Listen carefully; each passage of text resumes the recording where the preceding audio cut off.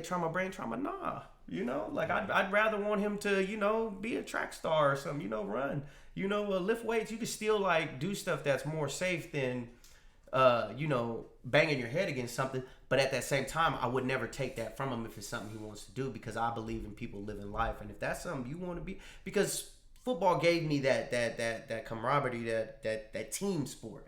And I carry that to me to this day. Like, I love having a team with me. I don't even like, for my wife and I, we're good all by ourselves, but we don't even like doing stuff alone. Like, we like to include people, because that's what happiness is relationships. You know what I mean? Those memories. And a lot of my fond memories came from my football playing, friends and stuff like that. Like, we got back in contact years after the Crusaders, and we still can laugh about stuff we did when we were 8, 9, 10, 11, 12 years old. Yeah, you know what I mean? For sure. We're in our late 20s now, and it's a trip, because those memories, those relationships, those bonds came from a sport. But like I was saying, like, for my son, and I feel like, and I know I'm kind of jumping, but another point I wanted to hit is I feel like a lot of parents put their kids in sports like football as another form of daycare too. And that's not going to be something that I do for my son, because I'm going to be in his life actively, because I'm creating something that's going to allow me that time. And that's something that I wish I could stress to more parents, is be active in your kid's life. Don't let a football coach or a teacher or after school something raise your kid. You should be very active in raising your kid and making your own imprint, because that's the problem. People look back and they're like, why doesn't my son or my daughter understand my, ways of thinking and my beliefs? It's because you didn't raise them.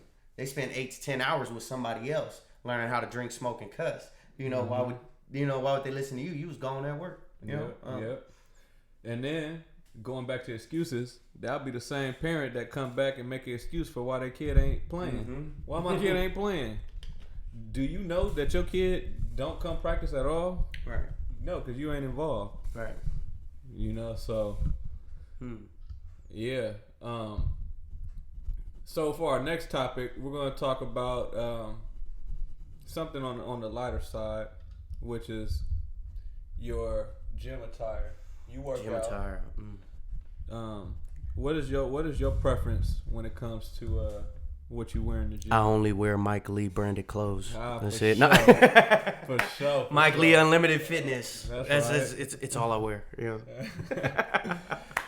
Trying to get a sponsorship, No. For sure. No, but I know this topic came up because we were discussing earlier about like dry fit attire. Like, I like dry fit. I like, it makes me feel buff. But one thing that I have a problem with, and this might be getting a little personal, but like when doing strenuous workouts like jogging long distances or stuff like that, a lot of jumping jacks, my nipples get sensitive with dry fit. So as far as like gym attire, like I'm into cotton. Like, I like it, man. It keeps me dry. A lot of times it does get heavy once you're sweating.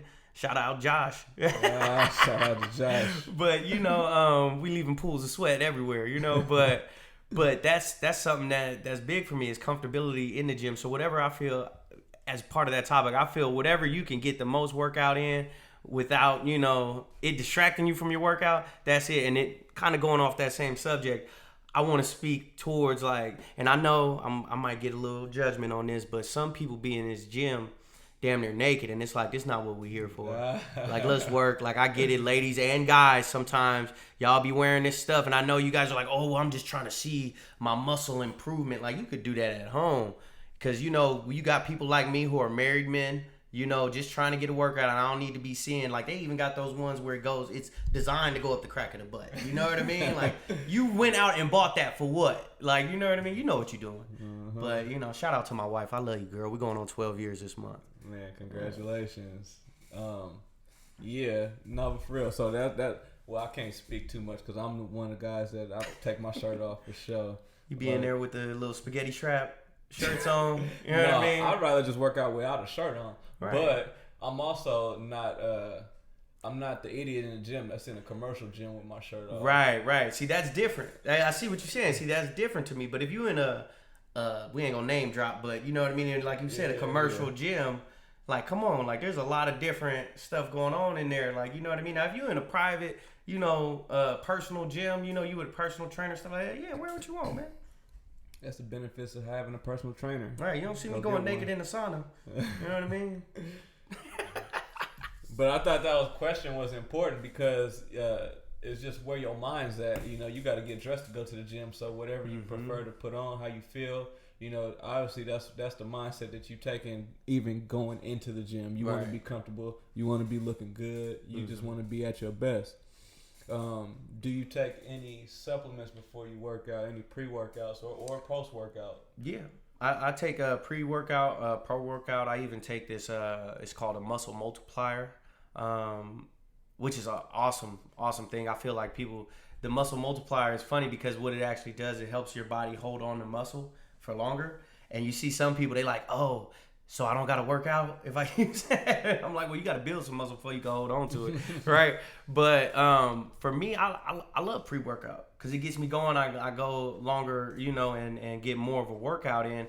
Now, what I have noticed is that if you use it before every workout, then say you don't have some on you, you might feel super drained trying to work out without it. So I like to balance it out. Like I might use it here and there, and you know.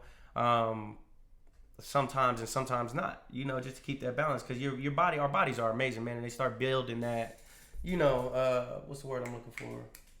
Not just resilience, but you know, you adapt to it. Yeah. So then you got to use more scoops. You know what I mean? Like, yeah. It don't hit you like it used to. You know. Yeah. You know, you got more of a tolerance for it. No. That's But yeah, I love it. It's great, man. Make my skin tingle. Hey, but you know what? Do your research on what it is that's making your skin tingle. Right, it's the niacin, right? There's a lot of different products. Oh, yeah, see, you know about it. Yeah. I had to ask when I felt it. I was like, what is that? Like, you know, my face is on fire right now. Yeah, pre-workout, some people can't live without it. Some people just use it, you know, here or there. Some people don't believe in it. I am... It depends on what you're using. It really depends on what you're using. I do think that your body needs certain things to get through a workout. Some days more than others. And then your body needs certain things to recover from a workout as well. So it really depends on the timing of what you're going through, what it is you're going through, and what it is you're taking. But one thing I know I don't like personally taking the pre-workouts that make you real jittery or just like that amplify that extra. Yeah, it'd be stuff like that's what I respect you how you said you got to read what you're putting in your body because of some of these companies and stuff that they put out there. I like to stick with like natural products, you know, where they use a lot of roots and stuff. Some people are like using like man-made fillers to give you that extra like you know. I said, well, you got to see how close you getting before you know what I mean. You start looking at a lot of man-made stuff and you start getting close to that. You know, you taking steroids right now, like you know what I mean, like yeah.